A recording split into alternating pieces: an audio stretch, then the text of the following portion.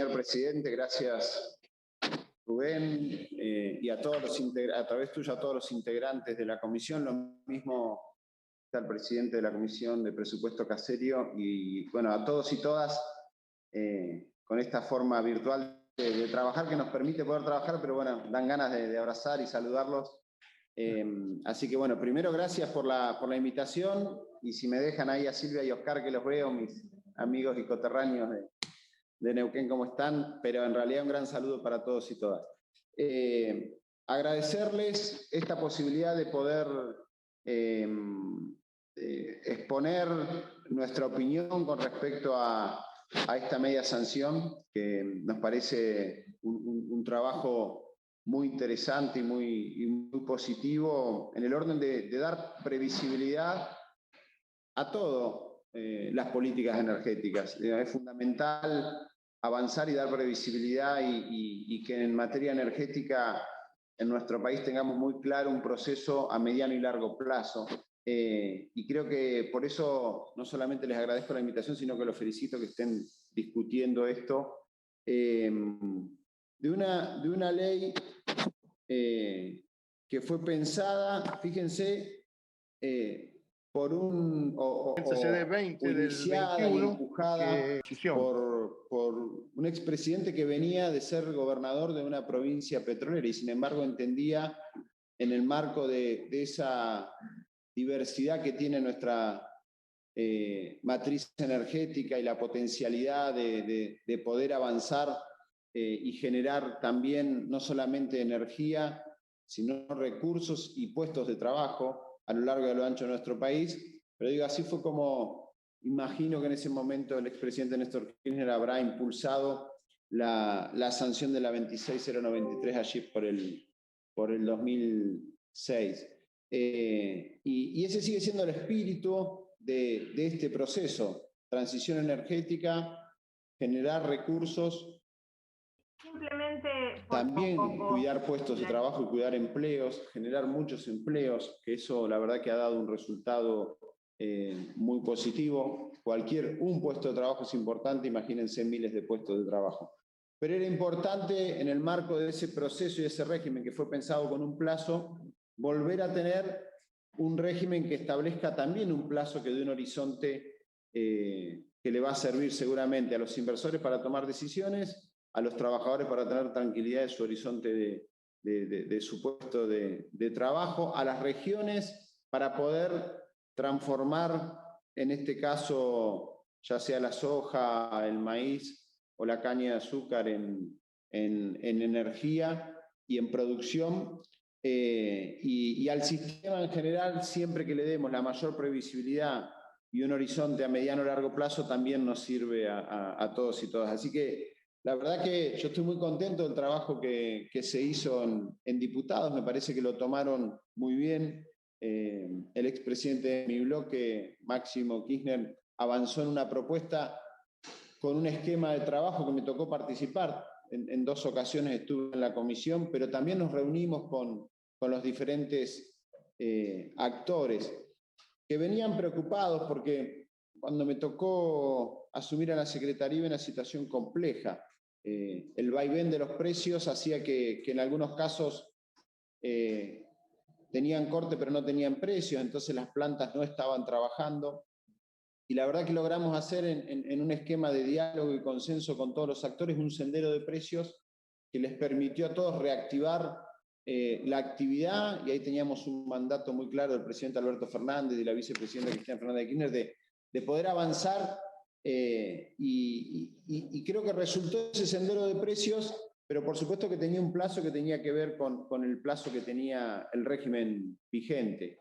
Luego nos encontramos hoy en este proceso con una media sanción que fue abordando muchos de los temas que nos plantearon en diferentes discusiones. Tiene herramientas muy interesantes que no las teníamos en el régimen actual, que nos permite y que han sido planteadas inclusive por los sectores. Hoy los niveles de corte y precio han sido solicitados y consensuados por los sectores para buscar la posibilidad de que hoy las plantas estén en plena producción.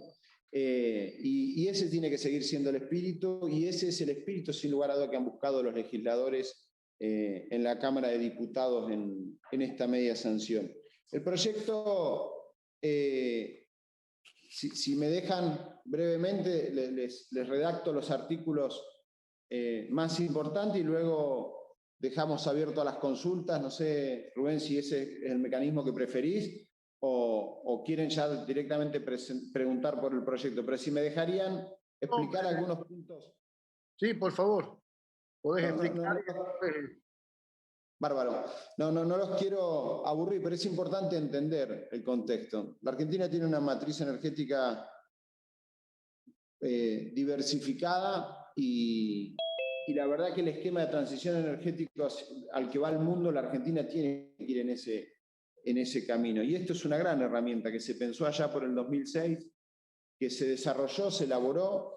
Yo hacía esa introducción del expresidente Néstor Kirchner porque fue un desafío muy importante que dio resultados muy positivos y que hoy nos tiene, fíjense en este momento, discutiendo otra vez un horizonte a mediano plazo y ya nadie discute la compatibilidad o no de los BIOS o la necesidad o no. Creo que no hay discusión sobre eso. Lo que podemos ver es los diferentes matices de cómo seguimos en ese proceso de transición energética en el cual estamos. Pero todos los procesos y las energías son compatibles y las tenemos que aprovechar y tenemos que desarrollarlas.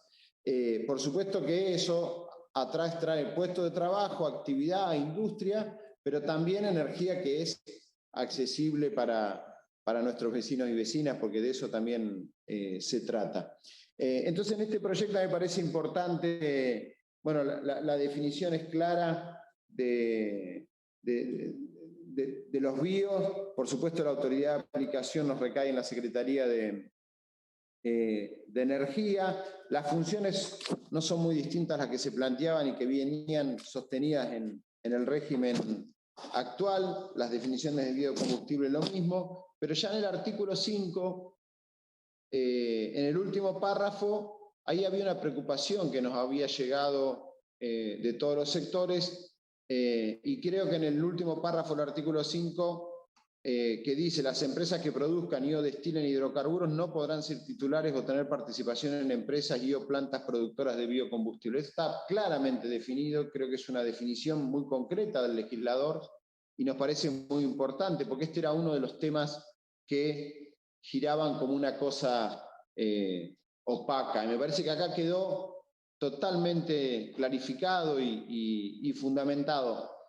Y no tiene que ver una industria contra la otra, sino que son complementarias, pero está claro que cuando hablamos de bio, ¿de quiénes estamos hablando? Y eso me parecía importante destacarlos. Luego, bueno, establece qué pasa con las modificaciones en las instalaciones. Luego, la calidad, necesitamos mejorar la calidad, pero eso es permanentemente. Además, mientras avanza la tecnología, siempre nos da herramientas en mejorar la calidad, porque la verdad también es que los combustibles van evolucionando y necesitamos en ese sentido dejar muy claro cuál es nuestro objetivo. Luego el artículo 8 establece la mezcla obligatoria en el caso del biodiesel. Ahí fíjense que buscamos el porcentaje que tenía la ley y esto fue consensuado con los sectores. Ellos nos planteaban esa herramienta que nos permitió en estos momentos hoy tener un precio y corte que les permita estar en actividad y trabajando. Si no hubiésemos tenido esta posibilidad, no nos daría esta herramienta.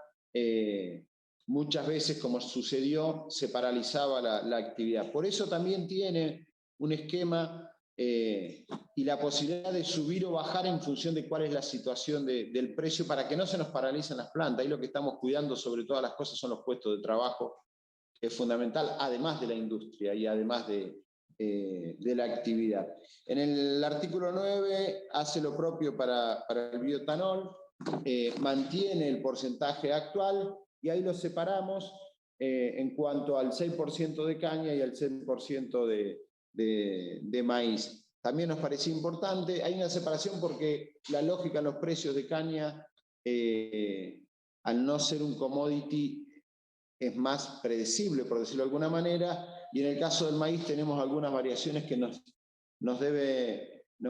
afecta a veces en la definición, y esto nos ha ido generando algunas complicaciones. Pero repito, acá lo que intentamos buscar, o lo que he intentado, a veces me cuesta, porque como era legislador digo intentamos, yo no la voté, pero sí me parece una muy buena herramienta, y nos parecía importante tener un esquema que nos permita, cuando haya alguna complicación muy grave, poder, a través de dar un precio que garantice la actividad y el trabajo, los puestos de trabajo, y que la industria siga, la posibilidad de que no se nos pare por no poder dar el precio que les permita cubrir los costos.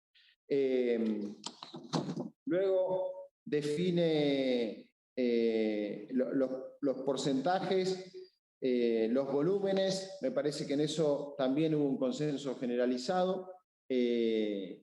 Establece mecanismos que quedan ya, nos dan la herramienta definitiva para no volver a estas idas y vueltas, que me parece muy importante.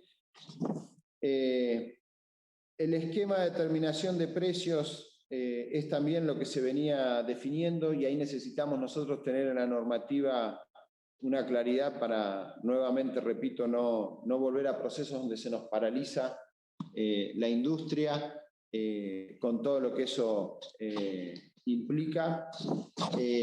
En el artículo 15 se crea una comisión especial de biocombustible. Esto me parece también sumamente importante y valioso, primero porque están relacionados todos los sectores del Estado que pueden aportar a ir planificando, ir ajustando la política para el tema biocombustible. Pero además establece la creación de ese consejo de productoras o de provincias productoras, similar a lo que pasa con la FEPI, pero me parece muy bueno que esto esté también aportando conocimiento y siendo parte de esa discusión. Me pareció también un acierto muy importante de los legisladores que ese artículo se deje claramente establecido la conformación de ese consejo, de la comisión, y con la asistencia de ese consejo.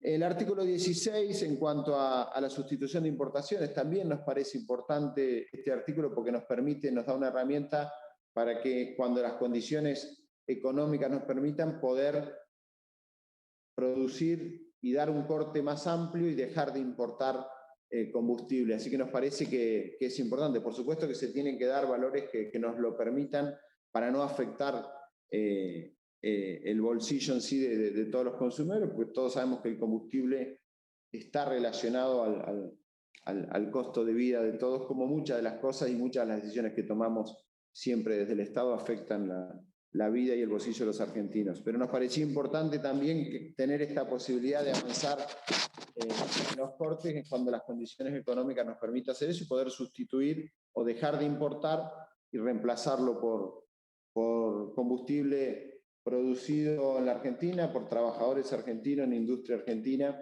Digamos, ahí es un círculo virtuoso aplicar este artículo.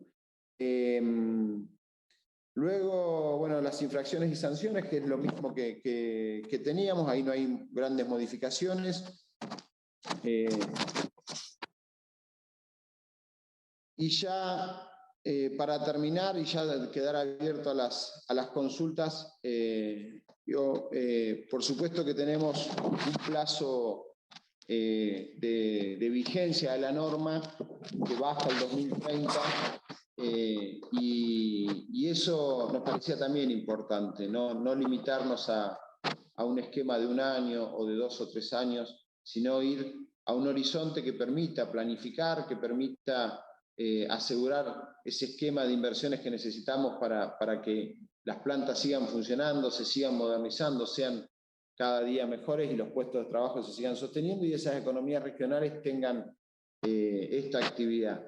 Y creo que es un plazo importante. Lo que sucede ahora con los plazos es que también la tecnología y la transición energética hace que tengamos modificaciones que cada vez hace que más rápido vaya variando el esquema, pero bueno, nos parecía que ir hasta el 2030 también ha sido un acierto de los legisladores. Así que no los quiero aburrir más con lo que ya ustedes conocen o están en este momento empezando a discutir o informándose, pero sí me gustaría estar abierto a las consultas que puedan tener por parte de los senadores y las senadoras. Muy bien, gracias, secretario.